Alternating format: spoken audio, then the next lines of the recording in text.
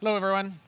Thanks so much for coming to the Kubeflow BoF. It's crazy that we launched everything just a year ago, and already we have a birds of a feather. It's amazing. I like these to usually be really wide open. I want it really driven by the people here. Like, we are a community-driven project. It is incredibly important that we listen to you and the problems you're having, not just us standing on stage. I'm Dave Aronchick. I helped start Kubeflow along with my partner in crime here, Jeremy Lewi. So I'm going to ask a bunch of questions, or ask you to drive this, and we're happy to answer the questions. But first, I want to hand off to Jeremy, who will give a high level of some of the items around community that just a context set for everyone. Yeah, so I'll keep this very brief. So just to state briefly, this is our mission. We want to make it easy for everyone to develop, deploy, and manage portable distributed ML on Kubernetes. That's the goal of Kubeflow. Here's a quick sense of how our community is doing, right? So this is basically, the axes probably don't show up on the graph too well, but this is basically the number of unique PR authors per month. And so just to give you the high-level summary, this has roughly doubled. So we have about 80 PR authors in the most recent month compared to about 46 months ago. So we're seeing about 2x growth in number of contributors over the past 6 months. So thank you all very much. Hopefully we can continue to grow that. And then just to hopefully spark some of the discussion today, I thought it'd be good to just briefly go over our roadmap. So this is something we just recently published in the GitHub Kubeflow repo, so you can check it out. But here are the key things that we're working on. So one of the things that we're working on is enterprise readiness. And so we'd like to make it very easy for enterprises to run centrally managed large Kubeflow deployments that can be shared across a bunch of users. So there's a whole bunch of items that are related to that, like RBAC, IAM, et cetera, as well as support for things like POSIX file systems. And then a big one is getting to a 1.0 and stable release process for upgradability. That's something enterprises care a lot about. The deployment experience, we want to make it super easy for everybody to get started with Kubeflow, with one click or one command. A lot of times what we hear is, data scientists or, hear about Kubeflow at a conference or some other venue like a tutorial. If they can't get started really quickly with it and start seeing the value of it, they're just going to go away and try something else. So it's really, really important to have a smooth experience. That's really important to us. Development experience, that's sort of the core of what we call Kubeflow in terms of having different components for all the different problems in the ML lifecycle for Kubeflow. And so we want to make it easier to develop ML solutions and get those into productions. I guess that's what I was calling an advanced ML platform. So I got those confused. What was I? So for development experience, what we hear is data scientists are very keen to be able to use notebooks. That's all the rage these days. So we want to have a really great integrated notebook experience for data scientists. So I've already talked about the advanced ML platform. And then this is just our release cadence. So we're really striving hard to get a release out the door once every quarter. So we've done really well with this for this past year. So we're on 0.4 for the current release. And we'll get that out this quarter. And then we're thinking about when we should try to aim for Kube 1.0. And that's it. And so I'll go ahead and hand it back over to Dave for open discussion. Thank you so much. Quick show of hands before we get to the questions. How many of you have installed Kubeflow at all? Man, that is unbelievable. How many of you are using it in any form of production way? Training or actually doing something with it other than just experimentation? Anyone? Oh, very nice. All right. Well, good for you. You're all bleeding edge. Much braver than I. I mean, I run models myself, but all right. So this is supposed to be driven by the community. Well, have at it. Questions, comments, points of view, things that we should work on first, last, never. Come on. All right.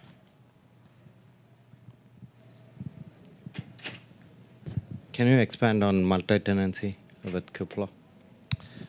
So yeah, The problem is multi-tenancy. So the question, and you don't have to walk around. I can hear it, and I'll just repeat the question if you want, or you can use the mic.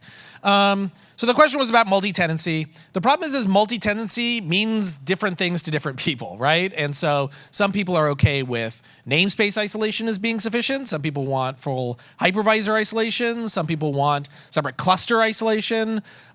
Even if you have like hardcore hypervisor, that doesn't even supply a lot of multi-tenancy. What if you have shared disk? What if you have shared file systems? What if you have shared networking, et cetera, et cetera? I think at a high level, our minimum viable product for multi-tenancy would be 2 data scientists can log into a single Kubernetes cluster with Kubeflow running on it and do stuff and not screw each other up. That is basically the minimum, right? Even within that, it's like, well, what if they both mutate the same data source? All right, obviously we're not going to prevent that, right? Like there's just some things that we can't prevent. But at that level, I think would be very ecstatic. And so you look at something like, for example, auto-scaling in Kubeflow today. GKE already supports it, where you can submit a TF job, and GKE and the node pool will provision an entire node pool for that particular job within the constructs that you say for that node pool. Meaning you can't scale it to infinity, and it'll run. And if a second person logged on to the same thing, they could also submit a job, and it would go and provision that as well. I think that we actually may reuse the same node pool if they're not full, but you get the idea. Like I think that would be kind of an MVP around that. If you would like to, start a short proposal around like, priority 0 through N for what multi-tenancy looks like, I think that would be good, and it would be a good discussion to have. But at a minimum, I think that we are aiming for that experience. 2 data scientists not screwing each other up. What else? I have one more. Oh yeah, go ahead. A couple of follow-up questions. I was talking to your German. Yeah, earlier this afternoon. One is, will Kubeflow support champion challenger kind of automated model refits? In the roadmap, I've not seen that set up as such. So are we going to go in that direction or not? So the question was, will Kubeflow support champion, challenger, sophisticated deployments? I assume that's just in serving, or do you want it like across the board? Okay. So interesting question. I think I have semi-good news, and then it's up to you. So we'll go from there. The semi-good news is I think Istio probably supports a lot of what you're looking for today, and we already have started to integrate Istio into the overall system. So theoretically, you could go and just reuse the Istio components that are there in order to do that kind of activity. Up to you is there are obviously a litany of different deployments and mechanisms and things like that, and I don't think that right now we have the bandwidth or wisdom to go and figure out exactly what we would support. My recommendation would be do as little work as possible in an automated way until we start seeing what people are using Kubeflow to do, especially relative to deployments and things like that. But I would not expect us to have that in the platform. That's my personal take. Again, this can be community driven. If someone wants to dive in and work on it, that's great. But I wouldn't expect us to have it in the platform until we reach some level of stability and so on. Makes sense. So a precursor to that question also is there any line of sight for feature caching or data caching too? Yeah, is there any line of sight for feature caching, data caching, things like that? Again, I don't think we have a line of sight to that. The direct answer is I don't think we have that right now. That said, just yesterday we were talking to some folks who are currently doing some really creative things around serving. And whether or not they would inject, for example, data containers into the serving, so you could have that adjacent, or maybe extending TF job to similarly like pre-cache data and things like that. The platform is wide open, and I think we would take anything of that kind. But the reality is that for right now, getting that core experience complete is probably our #1 priority. My recommendation, and you will hear me say this over and over again today, submit a proposal or submit even just a use case for exactly what you're trying to achieve, make it as small as possible, and I think I'd be surprised if someone else wasn't interested in help picking it up. Sure. Yeah, go ahead. It's at the bottom. Found it. Can I learn more about this question? So this whole caching thing touches data, and I'd like to know more about data using Kubeflow. So just to brainstorm a bit, and then everybody can comment, I guess. Absolutely, and forgive me, I don't want to shut down discussion. I would love this to happen in the spirit of trying to get as many people as possible. Let's form a proposal. Write it down so that people who are not in this room can see it as well and have an issue that we discuss on. The point that I heard, and correct me if I'm wrong, is for those that haven't done ML models or training and things like that, obviously moving data around the network is very complicated and often very slow. If you can, as you spin up your particular pod on a given node, also pre-cache data locally, that generally increases the speed of that particular training run. Just to add a little bit more. Yeah, go ahead. One is having data accessible is also a critical thing. For us, what we are going through is data is not coming from a consistent source, or if you're looking at analytical tables, we are getting data. Yeah. The data scientists are developing models based on analytical data. Yeah. But when we go into production, they want to look at streams and stuff. So the data that is they want to look at streams is not the consistent data that's there in an analytical store. Right. So there is various versions of data that we are dealing with. Yeah. And we want to solidify to a state where consistent data is available in one forum, and from there the features are built on top of it. Got it. So there is, I will write a use case around it, and I'll. That's perfect. So, and just so everyone heard, if they didn't, the problem is that, and let me see if I summarize it properly. The problem is that data scientists in production often the data is coming from inconsistent sources, potentially analytical data versus stream data versus other things, and they want to develop a system to build the features on top that makes it consistent, regardless of where the source is, and potentially it aids in pre-caching and performance and things like that. Again, that's a wonderful use case. Let's please do write it up and have people engage. Yep, and that will automatically answer my previous question in terms of champion challenger too, because it composes the data versioning side of it too. Yeah. So I will submit it. Okay. So he was just commenting that it also addresses the champion challenger question that he had before. Could we possibly take a step back and explain to us what's the governance of the community work? Because different open source projects work differently and those communities. Yeah. So the question is about governance. Governance is in flight right now. The community is very, very wide open. Our goal is to be, from day one, we've always tried to say, we really like the Kubernetes community. We're going to try and look at that as a model for how we potentially move forward. This is something where, again, the more that you can raise your hand and say, look, I would like a governance model like this or that, the folks are there and ready to listen. The only reason we haven't, we're just trying to get it written down and out the door. It is absolutely our goal to make this a community-driven project with, not, as Jeremy had up there already, more than 50% of people are not from Google. Those folks want to participate and they want to have similar protections for IP and contributions and things like that. And everything's under the Google CLA right now, which is how Kubernetes ran for more than 2 years, I think.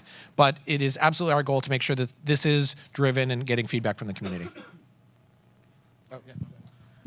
Just a little bit of the logistics. So if you look in the community repo for Kubeflow, we have a specific process that we've defined for how to submit proposals. It's pretty lightweight, you basically open up a GitHub issue and say, I think we should do X, and then people sort of chime in, and everybody says we should do X. Then we can either sort of add it to an existing repo if it makes sense, or we can create a new repository if it's necessary.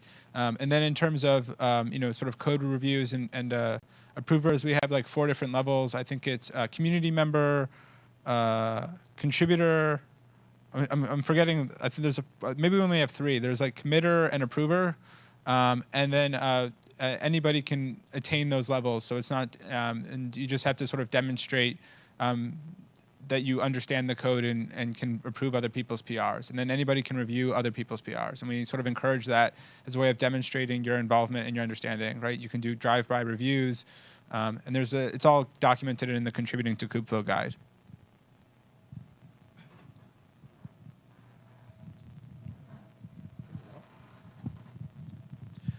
Okay, yeah, go ahead. So yesterday there was a presentation that there was a feature marketplace application being integrated into Kubeflow. Yeah. So like, what does it mean that for an application for this feature marketplace to be integrated into? I don't know do you know it was Arena? Yeah, I assume you're talking about Feast, Gojek? Yeah. So I think so the way this Gojek is basically developing a feature store. They've been developing it for themselves. I think they just released the code open source in one of their repos, so you can go check it out. But basically, they're going to go through the process I just mentioned, where they're going to submit a proposal to open it up in the Kubeflow community that'll say like, oh, we've done Feast. We think this is what the problem it's solving. Should this be part of Kubeflow? And hopefully everybody chimes in and is like, this is awesome. And then we'll go ahead and move that over and begin sort of curating that as part of Kubeflow. Does that answer your question for what it means? Kind of, but like, does it mean anything in terms of like its integration with other components in Kubeflow? So I mean, the integration with other components is something that really sort of has to depend on a component by component basis, right? So like, does it make sense to integrate the feature store with TensorFlow Job Controller? I don't know, right? So we'll have to see.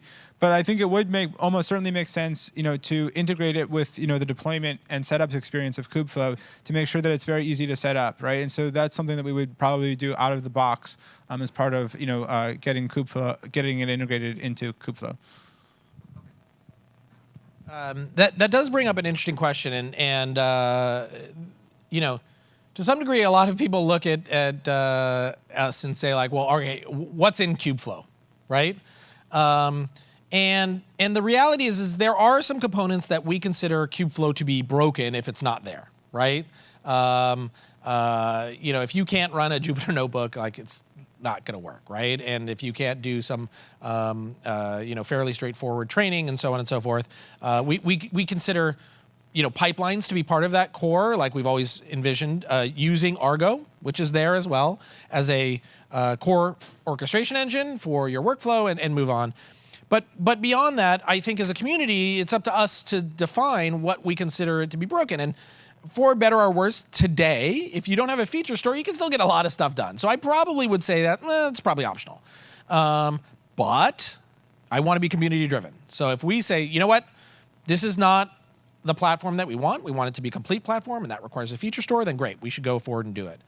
That does lend to a second thing.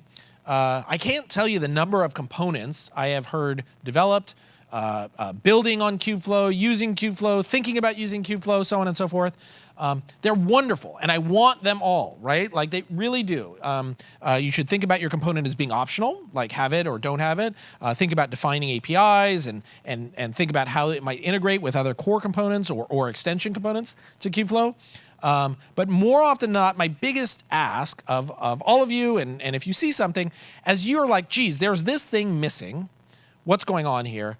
I know as developers and engineers and so on, we're like, well, I'm just going to go build it.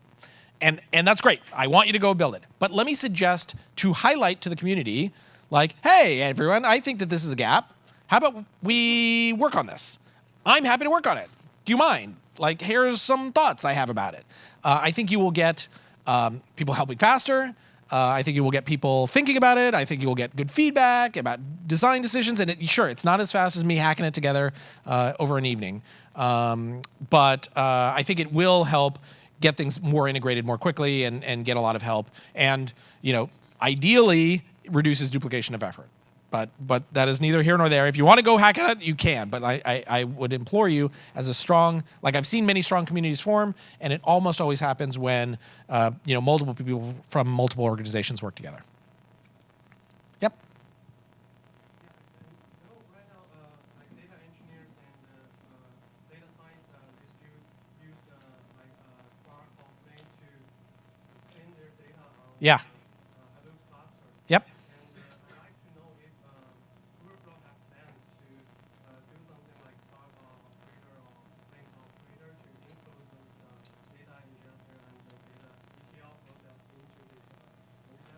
So, okay. So the question was, do you have plans in Kubeflow to include a Spark operator or a Flink operator or other ways to do data cleansing and so on? The direct answer is, I think we already have something, but set that aside for the moment. It has always been the intent of Kubeflow that not everything needs to run on your cluster. That has always been the intent. We fully expect that you will have massive external data clusters or data lakes here or storage over there, or maybe your serving endpoint is hidden behind some API, who knows what. That's the whole vision and why pipelines is so powerful, because it uses Kubernetes native microservice orientation to pick up endpoints no matter where they are. And Argo under the hood has a very rich eventing system that can hook into things that are external to the cluster. And so the net is that while, yes, there are, like I said, I think we already have some Spark operator in. If you don't, you can actually run it. I mean, like, obviously it's fairly trivial to use a Helm chart or something like that. So you can run it on the same cluster, but I would expect that to be, to some degree, a bit of an anti-pattern. I would not expect everything to run in a single cluster. And if you are, I'd love to hear more about why you think that's a good idea. It's neither here nor there as why, but like, I just think that, I bet if I surveyed, this entire room and the data community, order of, 100% of you have existing data pipelines. And the thought that, oh, here's this brand new thing, Kubeflow, that you're going to come along and take your existing massive data pipeline and move it over, like, that's crazy town. That's never going to happen. Like, I much more think that it's going to be this external thing with known rules around data processing and governance and all those kind of things will export an endpoint that Kubeflow can pick up, Kubeflow can watch, Kubeflow can event against, and do its processing from that point. Does that make sense? Oh, Michelle. Who was it that asked that question? Oh, so just to let you know, my opinion differs somewhat to David's here. That's why we're community driven. Yeah, so I think that the Spark operator makes a lot of sense. I know we do have a PR that I think is still open. I've been talking to a couple of Spark committers just today, in fact. I don't know if Eric is in here, but also Sean and Holden. So Holden created the PR. So if you have something to add to that, I encourage you to go comment on that PR. I think it makes sense. I think that it does sometimes make sense to bring those things into your cluster, maybe not everything, but having access to it. So like, I would love to sync with you later and hear about what you want to use it for and what your plans are. So it is sort of in flight, but we're just kind of spinning it up. So whatever opinions you have, please inject them. Thanks. I do have one more follow-up question. Pardon my ignorance on the feature cache, feature store that the project, but mostly on the design side of it, I wanted to understand what are the things that are needed, especially with the feature stores, right? You're trying to pull data from various data sources. Yeah. To build feature cache layer. How are we going to set the time to live on the feature cache, and how is the data refresh going to happen? Because that is a significant problem that comes with the feature. Yep. So how are we thinking about that? This is a problem that we need to solve. Multiple thoughts that are going in my head, but I don't know. Absolutely. So the question was on the feature store, how are we going to solve for the caching, time to live, and other things? The answer is absolutely not in this room.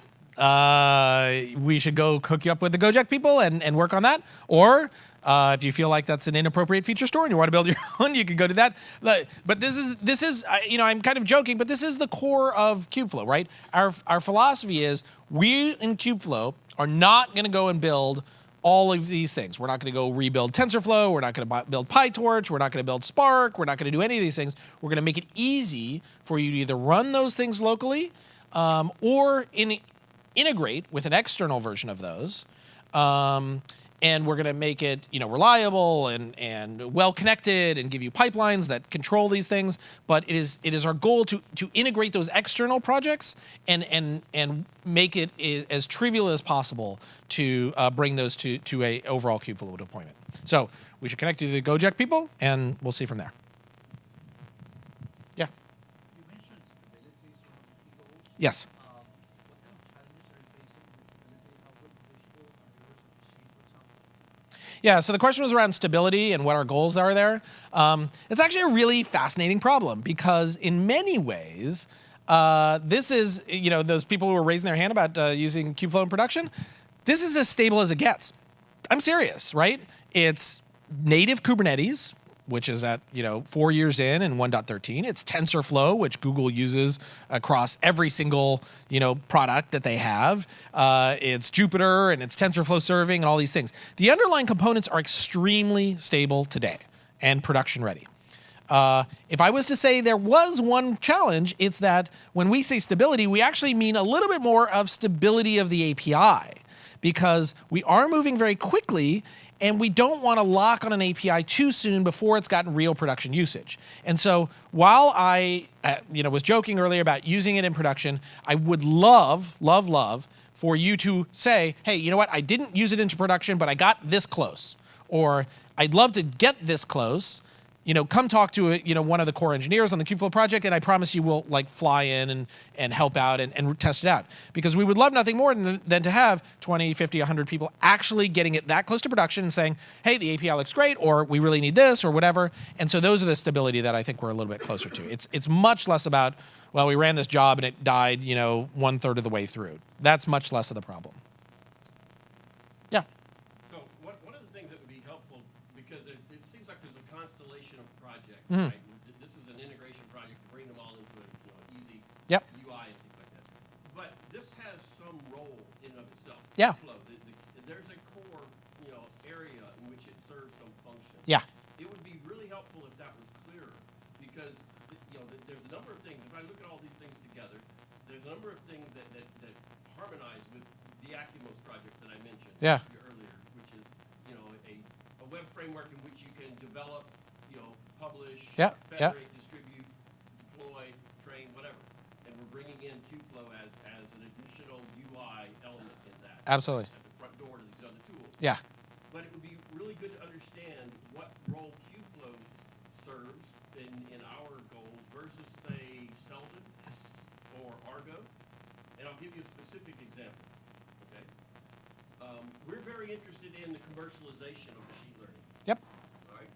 So we have a lot of focus on the provenance and the licensing of models. Yep. Right. Data scientists often work in a free space where things are patchy to and we borrow and share and whatever. But at some point it becomes something somebody wants to offer to a market. Yep. So we have an ability, or we're planning an ability, in our platform to be able to observe the graph as Yep. it executes Yep. in the environment. Yep. And be able to provide analytics or events as to the utilization of particular models in that graph, so that those things can be taken into account. Yep. I'm unclear what element in Kubeflow or its constellation of projects would serve that same sort of goal. Okay. So did everyone hear that? Because that was too much for me to repeat. All right. I would say that Kubeflow accomplishes two things. I know you're supposed to do three. Comedy comes in threes. I'm only going to come up with two. One, it gives you a standard, and not like IETF standard, just like a community agreed to standard for how to run a component, a machine learning component on Kubernetes. That is a hard problem. It is an annoying problem today, and we help solve that. So, for example, Jeremy started this entire project by going to TensorFlow and looking at this object, this necessary deployment, a master server, parameters, servers, and worker nodes. And he created a TensorFlow job object that used a TensorFlow CRD and deploys them all unified and extends the API and rolls it out, right? That is a hard problem. Simply to package and deploy that is a hard problem. And everyone had their own way of doing it, and now there's a standard. And extending that standard, we will encourage, but not require, people to have common logging endpoints, common health checking, ways of doing service discovery, all these various things. That is extremely important. And now, instead of me having to go and deploy, 7 different Kubernetes objects and wire them together and have the correct naming and all those kind of things, it's now one command for me to spin up a KSNet package, or actually even less than that now, and deploy TensorFlow. And that is the case for all of these various components. Okay, so that's number one and extremely important, and that's where we see a lot of usage today. The second, excuse me, took us an entire year to get to, but now we're here. And that is, now that you have these standard components, we have Kubeflow pipelines. And Kubeflow pipelines gives you a Python-based API that allows you to orchestrate your workflow for a machine learning pipeline, where any data scientist can now say, I want to do this, this, and this. I want to use these parameters, and I'm done. And that is very powerful. Because today, either you have to know YAML and do Argo yourself, or you have to spin up your own workflow orchestrator, which might be external to the project or something like that, and then figure out how to interact with all these various components in all these unique ways. And both of those are very challenging. And so our goal is to address both of those concerns, make it production ready, very easy to deploy, that runs on your laptop, that is portable, it runs anywhere Kubernetes does, but it also gives you the flexibility. And so for the Acuma's project, we would expect you to have a layer on top of it that gave you the UI, that knew about all these components. You could read Kubeflow deployment documents or read straight from the Kubernetes API and understand what had been deployed. You could introspect into these various jobs and all those kind of things. But you know that as you're building this abstraction, the layers under the hood are now stable. Unlike if you had an absolutely arbitrary TensorFlow deployment, they could name things differently, they could have wrong servers, they could have missing endpoints and all those kind of things. Could I challenge one of the comments though just a little bit then? Go ahead. So pipeline. Yeah. Take example. I know what we have as demos, and the demos that come in pipeline reference Google images that exist somewhere. Yeah, that's broken. They don't run in every environment, number one. That's broken. Yeah. And it's unclear when I try to run them on a off-the-shelf Yep. private Kubernetes built on nodes, right? It's unclear why, right? It's failing. File a bug. because there is a gap between that Python, here are the parameters, and here are the lines Yep. on the boxes. There's a big gap between that and seeing the templates that were actually created Yeah. and tried to be executed. Did you file a bug? Pardon? Did you file a bug? I will. But the point is that it definitely works and it's cool and people are very excited about it. But we're going to have to go a long way to make sure it works in environments, and we have the tools to be able to debug it. Absolutely, file a bug. Let Jeremy. Go ahead. You don't even have to file a bug. Community takes care of it. Actually, Aronchick does it. He's not community. He's a cheater. We want to contribute code for exactly this. So you mentioned the pipelines example mentioned Google storage specific endpoints. We'd like to see this work over Kubernetes persistent code which run everywhere. So then you would be able to run this over any infrastructure that uses persistent code. Just really, the data point, the specific issue I'm having with that Google taxi example is it's trying to do a host path. Yeah, I saw that. In my environment, doesn't work. I know, I saw it. Okay. And I don't know why. I'd like to change it. That's a bug. If it doesn't, to be clear, I want to stress this, okay? If something that we are demoing in the repo, online, anywhere, does not work on any Kubernetes conformant cluster, that is a P0 bug, we will fix it. Or we would encourage you to help fix it. That is serious. Our mission, our entire statement is Kubernetes conformance. If it doesn't work on Kubernetes conformance, it's broken. Full stop. Okay? Yeah, I think there's a deeper issue there. It's not just about pipelines, and I think it's an overall problem. And the problem is that Kubernetes is kind of not enough, right? So when you're building an ML solution and you're building a framework, right, you need a lot of different infrastructure to support that goes beyond Kubernetes. Like you need an object store. To your point about Docker images, right? You need a Docker registry itself. So that's where we sort of really need collaboration and community to create solutions and implementations for all the different environments, right? It's really going down a rabbit hole and to try to support all the different clouds. And I think the only way we can do that is is if we get support from the community. And so one of the reasons we want it to be open is because like the only way we can really sort of create a great solution on other clouds or even on private clouds is if those vendors come to the table and sort of take responsibility for supporting that. And so we've tried to put the scaffolding in place and everything to support that and hopefully bring the vendors to the table. So I'll be working with this guy to make sure it works on OpenShift. Oh yeah, that's a good guy to work with. Can I? Yeah, So there's Kubernetes Conformance, and then there's the implementations like Yeah. OpenShift, which add layers with respect to security, and there's definitely more work we can do as a community so. to enhance and test them. So thank you. You said the magic word there, which is, and I actually haven't checked. I don't know how good our test harnesses are, but I will say this as someone who lived and breathed the Kubernetes community for years.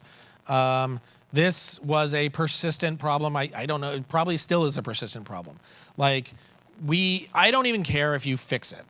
Just automated nightly tests. Just help us. Like build a test. Run it nightly, run it regularly, once a week, once a month, I don't care. But just run it and help us extend the test framework so that we can capture it and go on. Because we honestly don't know. I'm going to do it on Azure, Jeremy's going to do it on Google, but other than that, we don't know. And so we don't have visibility, and that's where we really need, more than anything, just run the test and tell us what went wrong. Are we out of time? Yeah. Okay. Oh yeah, go ahead. Go real quick. Both ask the questions and we'll see what happens. So I have a question about event-driven pipelines. Yeah. In our use case, we're really interested in triggering the Kubeflow pipelines on events. Okay. Whether it's we make a shift call. Yeah. Or data source events. Yeah. I know it doesn't exist right now, but do you have any recommendation on how to go about implementing that yourself? Question was about event-driven pipeline. Yeah. Damn it. So you asked, you got to go ask Selden, or I'll connect you with them. The answer is Argo's super, super rich. I don't know exactly what's surfaced right now into pipelines, if it's complete. Oh, yeah. Yeah, so basically Pipelines has an API, so you can connect it with any eventing framework you want, like Argo events. And so if you have a way to respond or detect your event, like a GitHub push request, you can just use an API request to fire off the pipeline. And this can be surfaced soon in the DSL. The events, yeah. Yeah.